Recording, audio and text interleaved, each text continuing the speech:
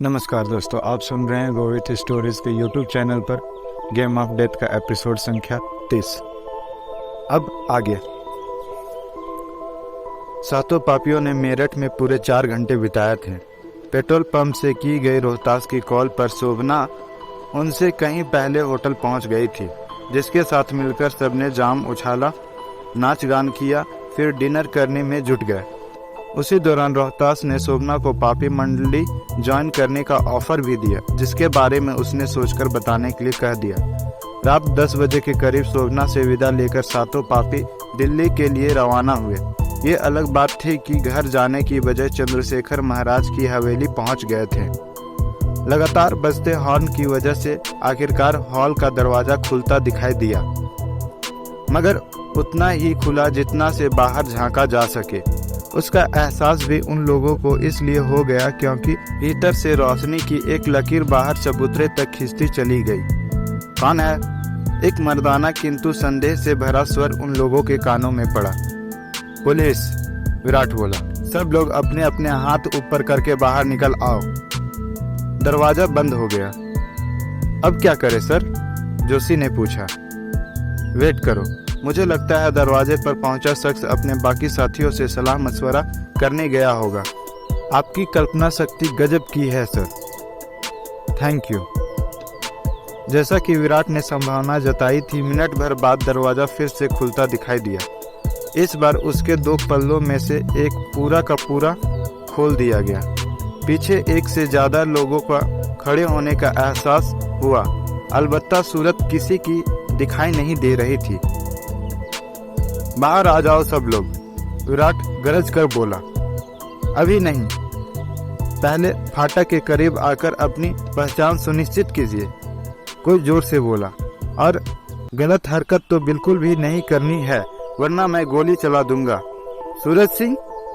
विराट ने आवाज पहचान कर पूछा।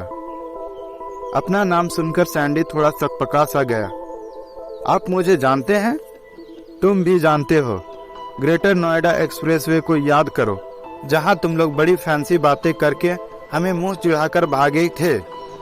याद आया कुछ? इंस्पेक्टर विराट राणा? वह हकबकाया सा बोला। एकदम सही पहचाना। बदला लेने आए हैं? सैंडी हड़बड़ाया हुआ बोला। बदला? वह भी तुम बच्चों से?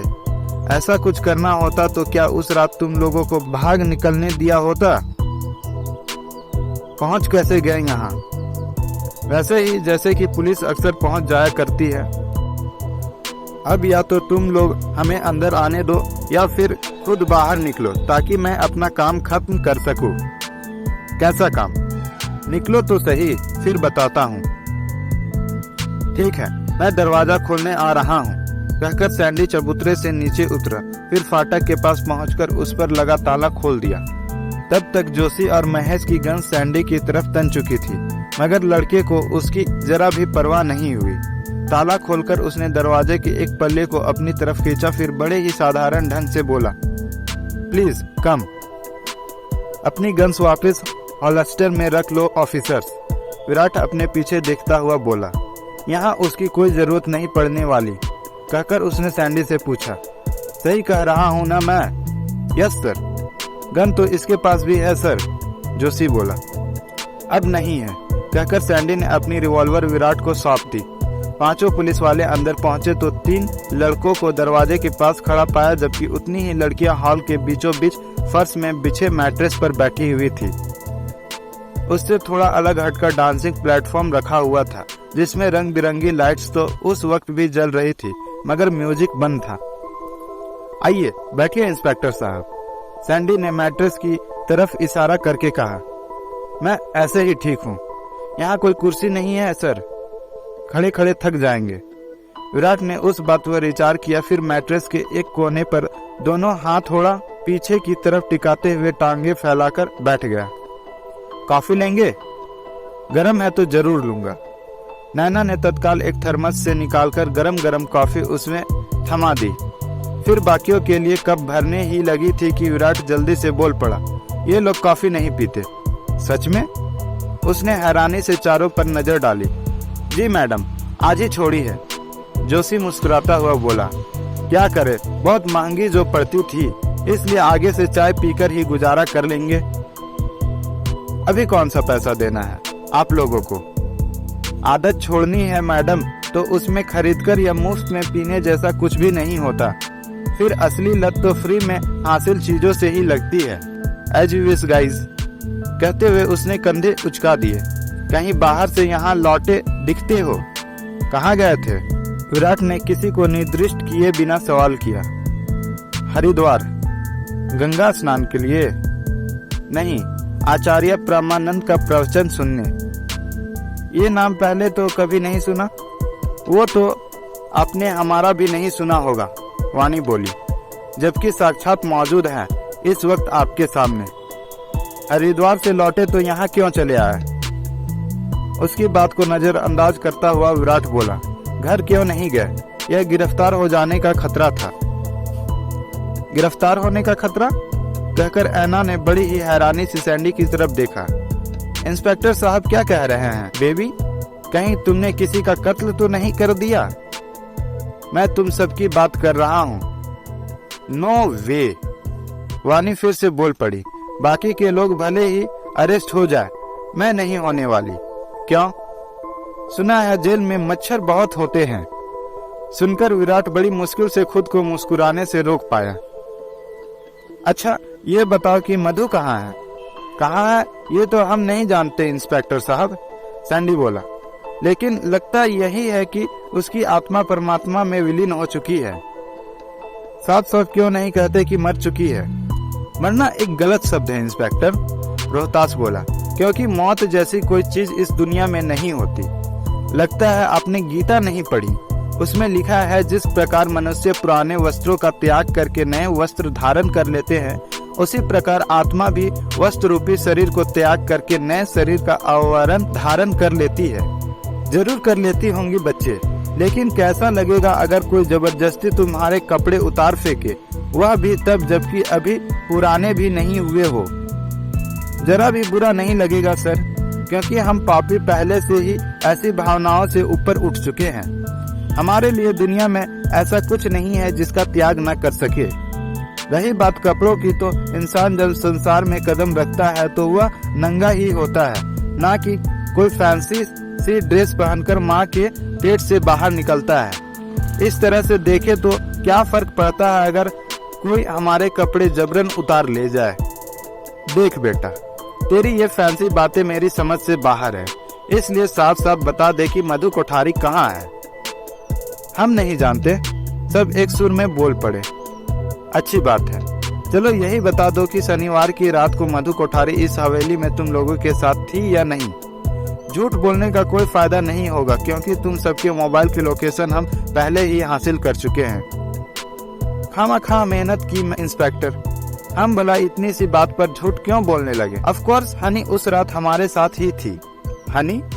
मधु को हम इसी नाम से बुलाते थे, जैसे कि वानी को रोहतास मिस वॉइस कहकर बुलाता है, मुझे सूरज की वजह सैंडी कहते हैं। कत्ल किसने किया तुम्हारी हनी का? इसकी हनी नहीं इंस्पेक्टर, ऐना खींचकर बोली। इसकी हनी तो मैं हूँ, जो कि तुम्हारे सामने एकदम सही सलामत बैठी है। मधु तो रोहतास की हनी थी। ठीक है, रोहतास की ही सही। बता किसने मारा उसे, या तुम सबने मिलकर जान ले ली थी उसकी? हनी का कत्ल हो गया? अरशद ने पूछा। देख बेटा, मेरा धैर्य की परीक्षा तो तू ले मत। Oh no, not at all inspector, मैं वैसा कुछ नहीं कर रहा। झूठ बोलकर भी कुछ भला नहीं होगा, इसलिए साफ साफ बता दो कि उसके साथ क्या किया तुम लोगों ने। हमने किया? वानी हैरानी से बोली। आपको लगता है हमने उसे गायब कर दिया था? हाँ, यही लगता है। गलत लगता है।